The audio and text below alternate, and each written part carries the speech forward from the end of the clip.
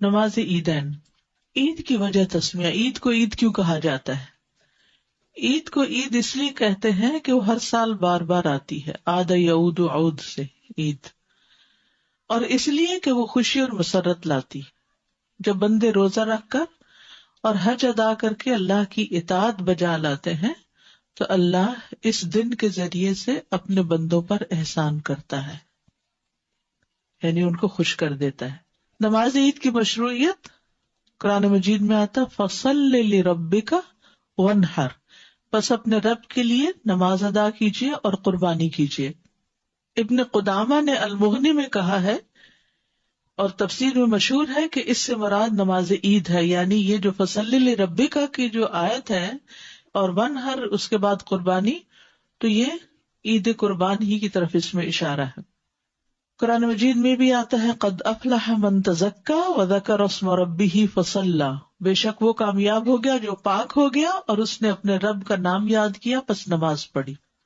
ٹھیک ہے، تزکا تزکیہ کیسے ہوتا ہے؟ روزے رکھ کے اور حج وغیرہ کر کے پاک ہو گیا اور اس میں اللہ کا نام خوب لیا اور پھر دونوں عبادات کے آخر میں نماز پڑھی۔ اللہ نے اپنے اس فرمان فصل لربک وانحر میں نماز کو قربانی سے پہلے بیان کیا، اور اسی طرح اس فرمان قد افلح من تزکا میں طہارت کو نماز سے پہلے بیان کیا ہے۔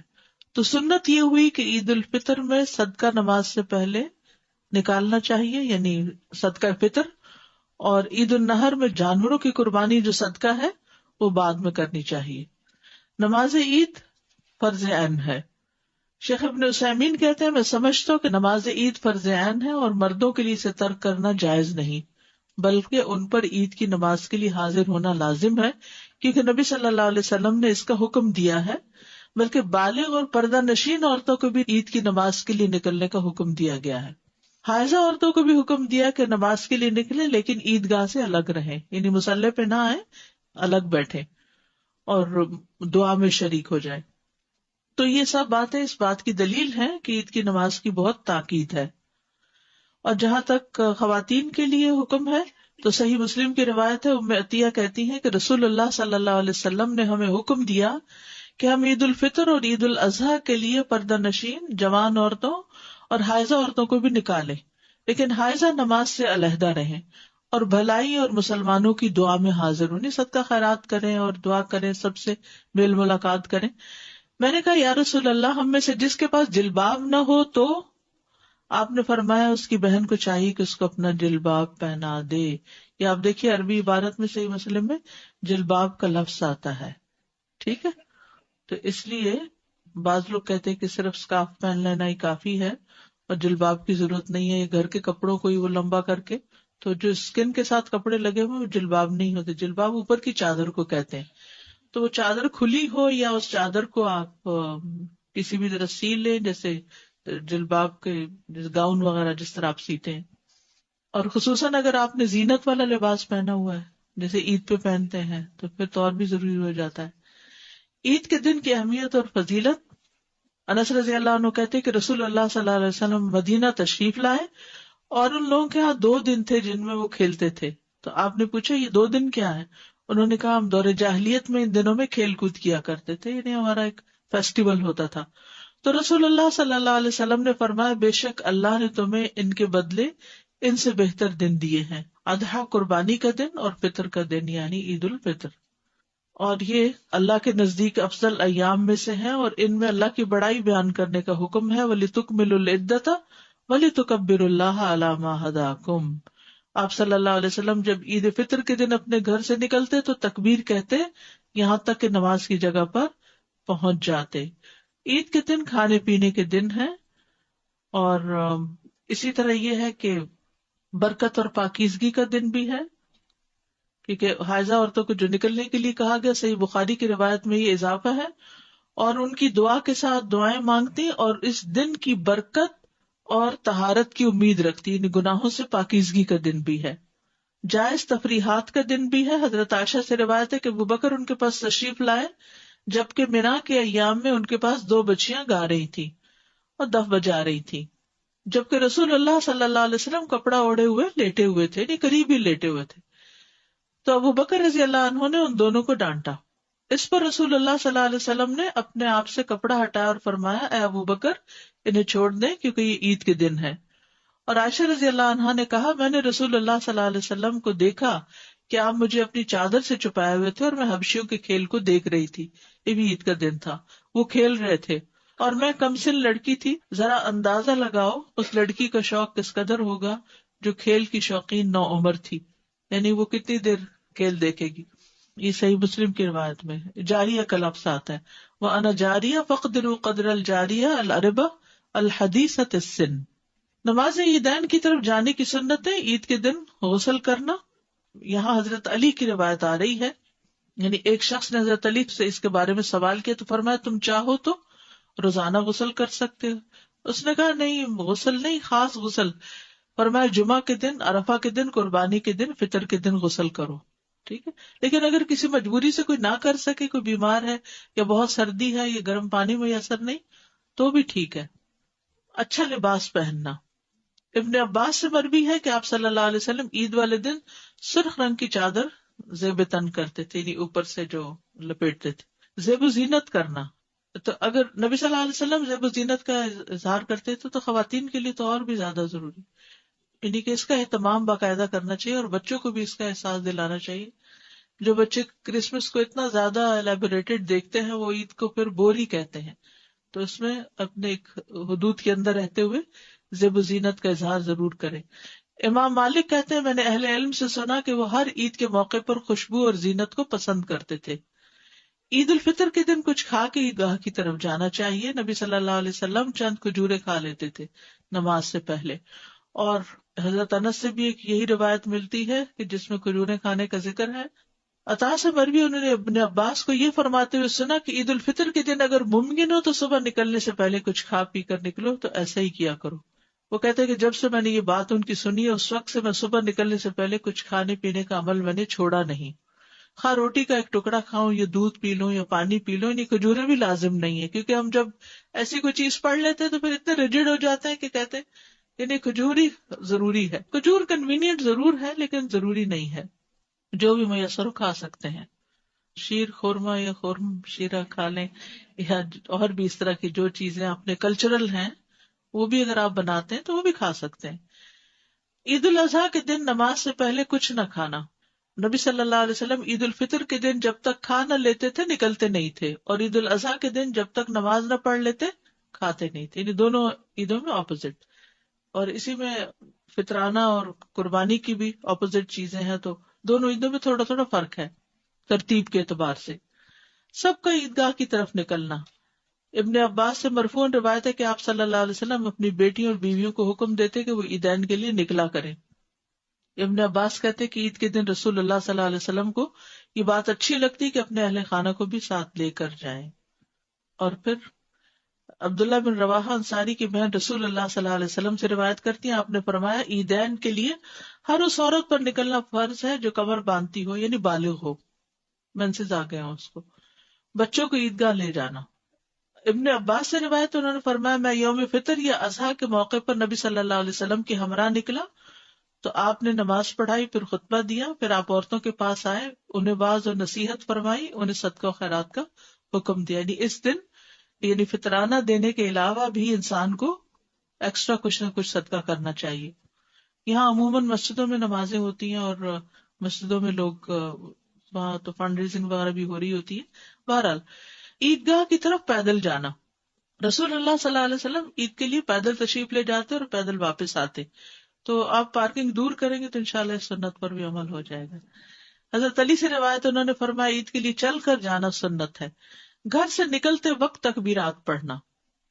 نماز کی جگہ تک پڑھتے آپ صلی اللہ علیہ وسلم. جب نماز پوری کر لیتے تو تکبیرات بند کر دیتے تھے. عبداللہ بن عمر سے مروی ہے کہ رسول اللہ صلی اللہ علیہ وسلم دونوں عیدوں میں فضل بن عباس عبداللہ عباس علی جعفر حسن حسین اسامہ بن زید زید بن حارثہ ایمن بن ایمن کے ساتھ نکلتے. آپ صلی اللہ علیہ وسلم تحلیل اور تکبیر کے ساتھ اپنی آواز بلند کرتے. وہ جنازے میں نہیں لیکن یہاں پر آپ دیکھیں کہ سارے نکل رہے اکٹھے. یہ آپ کے اہل خانہ ہیں یہ سب آپ کے رشتے دار ہیں فیملی ممبرز ہیں تو یہ سب مل کر بلند آواز سے پھر تکبیر پڑھتے تھے. یہاں خوشی کا اظہار ہو رہا ہے. ٹھیک ہے. عمر بن رضی اللہ عنہ منا میں اپنے خیمے کے اندر تکبیر کہتے تو مسجد میں لوگ اسے سنتے، اور تکبیر کہتے اور بازار والے بھی تکبیر کہتے، یہاں تک کہ سارا منا تکبیر سے گونج اٹھتا. ٹھیک. یہاں بلند آواز سے، یعنی وہ جو رمی والے دن ہوتے ہیں. ابن عمر منا کے ان دنوں میں نمازوں کے بعد اپنے بستر پر، اپنے خیمے میں، اپنی مجلسوں میں، اپنے راستے میں اور دن کے تمام حصوں میں تکبیر کہتے. میمونہ رضی اللہ عنہا یوم النہر 10 ذوالحجہ میں تکبیر کہتی تھی. عورتیں ایام تشریق میں ابان بن عثمان اور عمر بن عبد العزیز کے پیچھے مسجد میں مردوں کے ساتھ تکبیر کہا کرتی تھی. یعنی تکبیرات پڑھنا عورتوں مردوں سب کے لیے ہے. ٹھیک ہے. اور صدقہ فطر کو فرض قرار دیا گیا ہے کیونکہ یہ روزہ دار کے لیے لغو اور بےہودہ بات، اقوال اور افعال جو بھی رمضان میں ہو جائیں ان کی پاکیزگی کا ذریعہ، اور مسکینوں کے لیے کھانا ہے. اور یہ نماز سے پہلے ادا کرنا ضروری ہے، بعد میں ادا کرنا عام صدقے کی طرح ہے. عید الاضحیٰ میں نماز سے پہلے قربانی نہیں کرنی چاہیے. اگر کسی نے کر لی ہو تو اسے دوبارہ کرنی ہوگی، ورنہ وہ قربانی جو ہے وہ ادا نہیں ہوئی. ٹھیک ہے. کیونکہ ایک شخص نے ایسا کر لیا، آنے سے پہلے بکری ذبح کی اور ناشتہ وغیرہ بھی کر لیا، تو آپ نے فرمایا تمہاری بکری تو صرف گوشت کی بکری ٹھہری، یعنی قربانی کی نہیں. انہوں نے عرض کیا اللہ کے رسول، ہمارے پاس بھیڑ کا ایک سالہ بچہ ہے جو 2 بکریوں سے زیادہ عزیز ہے، کیا میرے لیے کافی ہوگا؟ آپ نے فرمایا ہاں، لیکن تمہارے علاوہ بعد میں کسی کو کافی نہ ہوگا، کیونکہ وہ بیچارہ پہلے ایک کر چکا تھا تو آپ نے اس کو پھر آسانی کر دی اس کے لیے. نماز عیدین کھلے میدان میں پڑھنا یعنی یہ افضل ہے. اور پھر پہلے عید کی نماز ہوگی، پھر خطبہ ہوگا. ٹھیک ہے. اور صحابہ کا بھی یہی طریقہ رہا ہے. عید کے نماز کے لیے نہ اذان ہے نہ اقامت ہے، یہ یاد رکھنے کی بات ہے. آپ کے دور میں بھی کوئی اذان اقامت نہیں کی جاتی تھی، ڈائریکٹ نماز شروع. اسی لیے آپ دیکھیں کہ ایک دم اللہ اکبر کی آواز آتی ہے اور پھر تکبیرات بار بار جو کرتے ہیں. امام کے سترے کا خیال کرنا ضروری ہے کیونکہ آپ صلی اللہ علیہ وسلم کھلے میدان میں نماز پڑھتے تھے تو سترا رکھتے تھے. اور عید کی نماز جو ہے وہ صرف 2 رکعت ہے. پہلی رکعت میں قرات سے پہلے 7 اور دوسری میں 5 تکبیرات.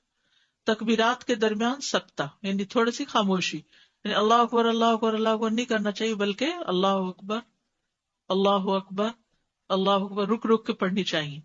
اور ان کے درمیان کوئی مخصوص ذکر نہیں ہے. تکبیرات کے درمیان اللہ کی حمد و ثنا ہے. ہر 2 تکبیروں کے درمیان اللہ کی حمد و ثنا ہے، مطلب دل میں جیسے سبحان اللہ یا کچھ اس طرح. ہر تکبیر کے ساتھ ہاتھ اٹھانا اور باندھنا، یعنی جب اللہ اکبر کہیں گے تو ہاتھ باندھیں گے بھی. اچھا، پچھلی دفعہ مجھے کسی نے سوال کیا تھا کہ بعض لوگ جب نماز کے لیے کھڑے ہوتے رفع یدین کے بعد ہاتھ سینے میں باندھتے ہیں اور بات چھوڑ دیتے ہیں. دونوں طرح ہی جائز ہے. جو سینے میں باندھتے ہیں اس میں تحقیق کی ہے میں نے، تو سینے پہ جو باندھتے ہیں اس میں یہ ہے کہ وہ اس بات کو دلیل کے طور پہ لیتے ہیں کہ حتیٰ یعنی ہر عضو اپنی اصل جگہ پر آ جائے. تو نیچے جانے سے پہلے ہاتھ سینے پر تھے تو اٹھ کر بھی اپنی جگہ آ جائے سے مراد وہ کیا لیتے ہیں کہ پھر سینے پر ہی آ جائے، اور بعض اس کو سیدھا ہی چھوڑ دیتے اور وہ سیدھا رکھ کر اپنی جگہ پر سمجھتے ہیں کہ آ گئی. تکبیرات کے ساتھ رفع یدین کرنا ہوگا، اور پھر نماز کی طرح دایاں ہاتھ بائیں ہاتھ کے اوپر سینے پر. تکبیرات کی گنتی میں شک ہونے پر کم کو بنیاد بنانا، یعنی بعض کا تو کئی ساری ہوتی ہے نا تو بھول بھی جاتی ہیں. تو امام کو اگر شک ہو 5 پڑھی ہیں کہ 4 پڑھی ہیں تو اس میں 4 کو یقینی بنا کے ایک اور پڑھ لی جائے. عید کی نماز میں قرات، نبی صلی اللہ علیہ وسلم سبح اسم ربک الاعلی اور اللہ تعالیٰ کا حدیث الغاشیہ پڑھتے. بعض اوقات عید اور جمعہ اکٹھا ہو جاتا تو بھی اس میں آپ یہی صورتیں پڑھا کرتے تھے. اسی طرح 2 اور صورتیں اقتربت الساعہ اور قاف والقرآن المجید بھی ملتی ہے کہ آپ پڑھا کرتے تھے. عید سے پہلے اور بعد میں کوئی نماز نہیں. اس دن آپ اشراق اور چاشت وغیرہ نہیں پڑھیں گے، صرف عید کی نماز ہی کافی ہے. عید منائیں. نماز کے بعد خطبہ ہوگا. خطبہ نہ سننے کی رخصت ہے. یہ بات یہاں بتانی اس لیے ضروری ہے کہ بعض لوگ جب اٹھ جاتے ہیں نا تو جو بیٹھے ہوتے سنتے وہ کہتے ہیں کتنے خراب لوگ ہیں، یہ خطبہ بھی نہیں سنا اور نکل گئے ہیں. تو یہ نہیں سوچنا چاہیے کسی کے بارے میں، کیونکہ خطبہ سننا فرض نہیں ہے. عبداللہ بن صاحب رضی اللہ عنہ سے روایت، انہوں نے فرمایا میں رسول اللہ صلی اللہ علیہ وسلم کے ہمراہ نماز عید میں شریک ہوا، آپ نے ہمیں عید کی نماز پڑھائی، پھر فرمایا ہم نے نماز پڑھ لی ہے، اب جو شخص خطبہ سننے کے لیے بیٹھنا چاہے بیٹھ جائے، جو جانا چاہے وہ چلا جائے. رخصت ہے، سہولت ہے. کیونکہ آپ دیکھیے کراؤڈ ہی اتنا زیادہ ہوتا ہے کہ اگر کچھ لوگ پہلے نہ نکلے تو سب کا ایک دم عید ختم ہونے کے بعد اکٹھے نکلنا بھی کافی رش پیدا کر دیتا ہے. شاید اس میں ہی حکمت ہو یا جو بھی اللہ جانتا ہے. عیدین سے متعلق کچھ اور احکامات. عید کی نماز کا وقت سورج طلوع ہونے کے بعد سے لے کر زوال کے وقت تک ہے. جلدی بھی پڑھی جا سکتی ہے, ٹھہر کے بھی. جو اشراق چاش وغیرہ کا ٹائم ہے وہی ٹائم ہے اس کا, کیونکہ دن کی نماز ہے. جب سورج ایک نیزے کے برابر بلند ہو جائے, اور یہ چھوٹی عید کی بات ہے فطر کی.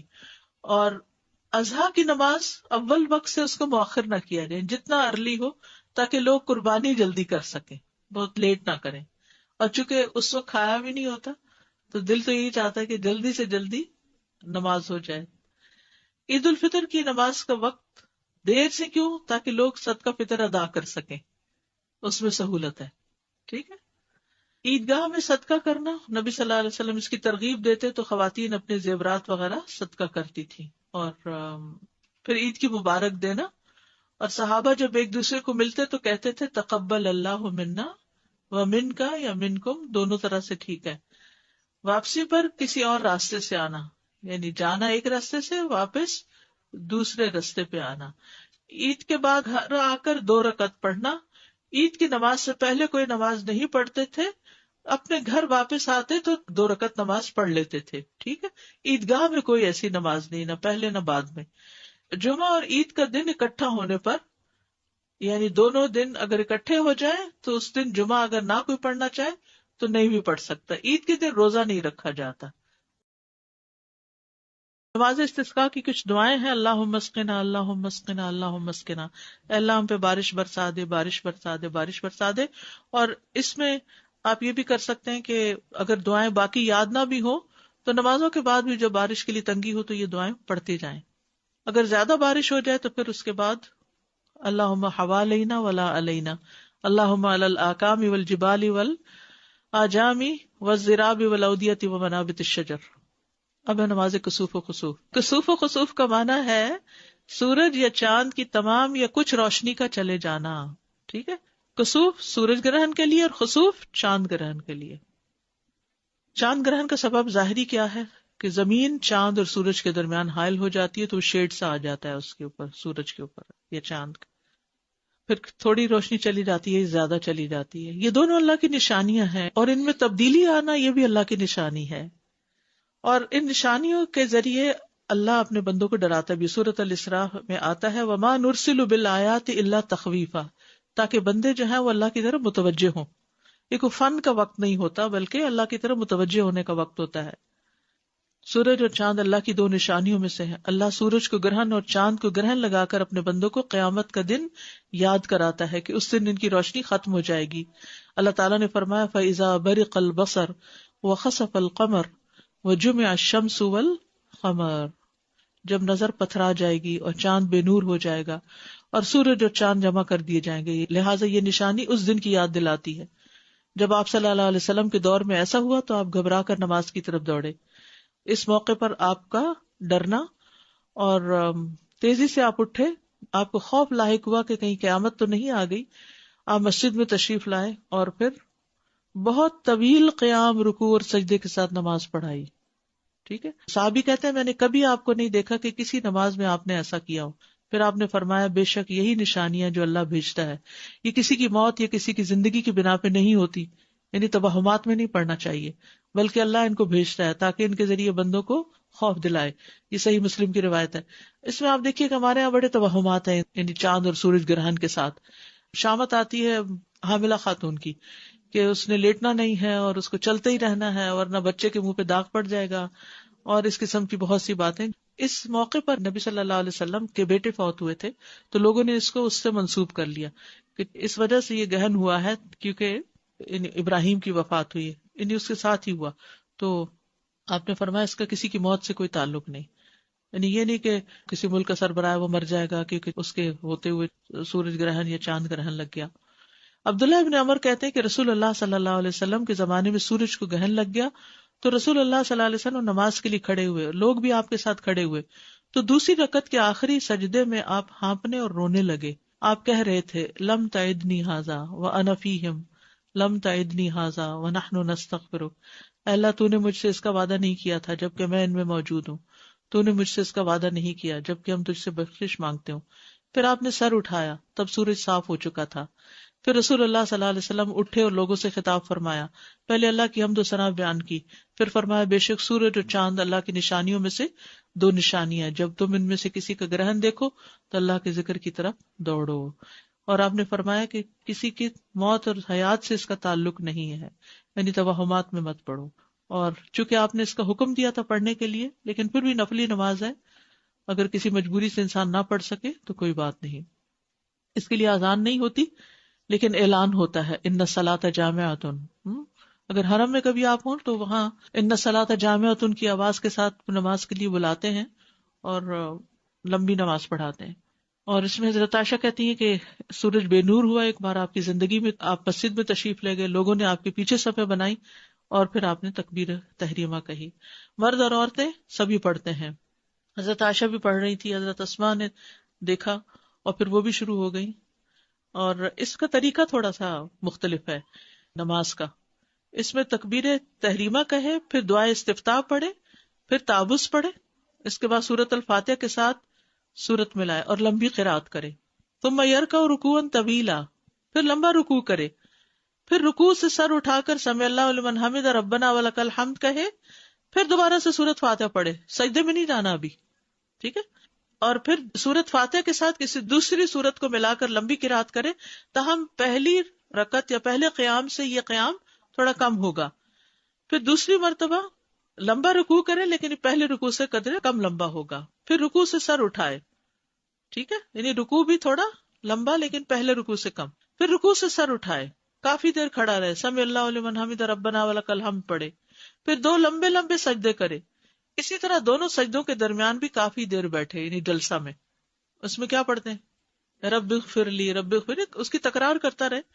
پھر دوسری رکعت کے لیے کھڑا ہو اور بالکل پہلی رکعت کی طرح دوسری رکعت میں بھی دونوں رکوع وغیرہ ادا کرے. ٹھیک ہے، ہر رکعت میں دو رکوع ہیں اور دو سجدے ہیں، یعنی دو رکعتیں بن جاتی ہیں ایک طرح سے، لیکن دوسری رکعت کا عمل پہلی رکعت کے اعمال سے قدرے کم ہوگا، یعنی طول اس کا. پھر اس کے بعد تشہد میں بیٹھے اور آخر میں سلام پھیر دے. 4 قیام، 4 رکوع اور 4 سجدے بھی ہیں. جہری قرات، آپ نے بلند آواز سے قرات فرمائی تھی. اس میں پرمشقت قیام تھا. حضرت عائشہ کہتی ہے کہ رسول اللہ صلی اللہ علیہ وسلم کے زمانے میں سورج کو گرہن لگ گیا تو آپ نے بڑا پرمشقت قیام، یعنی بہت دیر کھڑے رہے، لمبا قیام کیا. آپ کا قیام سورت البقرہ کی قرات کی طرح طویل تھا. ہم تو پوچھتے ہفتے میں سورت بقرہ پڑھ لیں. اسماء بنت ابی بکر سے روایت، انہوں نے کہا کہ ایک دن نبی صلی اللہ علیہ وسلم تیزی سے لپک کر گئے. کہا ان کی مراد اس دن سے تھی جس دن سورج گرہن لگا ہوا تھا. تو جلدی میں آپ نے قمیص اٹھا لی، حتیٰ کہ آپ کو چادر لا کر دی گئی تو آپ نے لوگوں کو امامت کراتے ہوئے انتہائی طویل قیام کیا. اگر کوئی ایسا انسان آتا جس کو یہ پتا نہ ہوتا کہ آپ قیام کے بعد رکوع کر چکے ہیں تو اس قیام کی لمبائی پر وہ کبھی نہ کہہ سکتا کہ آپ ایک دفعہ رکوع کر چکے ہیں. طویل رکوع اور سجود. پھر نماز کے بعد خطبہ دینا. گرہن لگنے پر کرنے کے کام کیا ہے؟ ذکر، دعا اور استغفار کی طرف لپکنا، کثرت سے استغفار کرنا، تسبیح، تحمید اور تہلیل کہنا، عذاب قبر سے پناہ مانگنا. آپ نے جب طویل قیام کیا تو فراغت کے بعد جو کچھ اللہ نے چاہا اسے بیان کیا اور پھر لوگوں کو حکم دیا کہ وہ عذاب قبر سے پناہ مانگے. صدقہ کرنا. سنن نبی داؤد کی روایت میں آتا ہے کہ جب تم یہ کیفیت دیکھو تو دعا کیا کرو، تکبیر بیان کرو اور صدقہ کیا کرو. غلام آزاد کرنا. اسماء رضی اللہ عنہ کہتی ہیں کہ نبی صلی اللہ علیہ وسلم نماز کسوف کے موقع پر غلام آزاد کرنے کا حکم دیا کرتے تھے. تو کسوف کی نماز دن میں ہوگی اور چاند گرہن کی رات میں ہوگی. جی، فرسٹ آف آل جزاک اللہ خیرن کثیرہ. اتنی ساری چیزیں پتہ چلی کہ جو آپ سمجھ آئیے کہ اتنے عرصے تک ایسی نماز پڑھ رہے تھے. سر ایک سوال تھوڑا سا پوچھنا تھا، وہ ایک یہ تھا کہ جیسے ہم ٹریول کریں تو از اٹ بیٹر، میں افضل کی بات پوچھ رہی ہوں کہ بجائے کہ کوئی ایسی سچویشن نہ ملے کہ آپ فرض میں قیام نہ کر سکیں تو it's better to make it جمع تاخیر اور از اٹ بیٹر ٹو جو بٹ ایور از کنوینئنٹ، کوئی مسئلہ نہیں. جی دوسرا کوشچن یہ تھا کہ آپ نے ایک دفعہ ایک جملہ بولا تھا کہ جو نفل کوئی بھی عبادت ہم کرتے ہیں تو اس کو فرض کے درجے تک نہیں لے جانا چاہیے، کتنا اس کو نہیں کہ اس کو فرض نہ بنے. جی کبھی کبھار چھوڑ بھی دیں تو کوئی حرج نہیں. کبھی کبھار چھوڑ دیں کیونکہ چھوڑتے تو پھر وہ گلٹ ہوتا ہے کہ استقامت نہیں رہی. نہیں، استقامت کا ہونا اور بات ہے، اور کبھی مجبوری پر بھی انسان ریجڈ ہو جائے کہ نہیں میں نے یہ ضرور کرنا ہے تو وہ یعنی فرض نماز تو مجبوری میں بھی پڑھنی ہے. جی وہ تو نہیں، میں نفل کی نفل کبھی چھوڑ بھی سکتے ہیں. جزاک اللہ خیر. السلام علیکم ورحمۃ اللہ استاذہ جی. میں تمام آن لائن اسٹاف اور اسٹوڈنٹس اور آن کیمپس اسٹاف اور اسٹوڈنٹس اور جہاں جہاں دنیا میں آپ کی یہ لیسنز لوگوں نے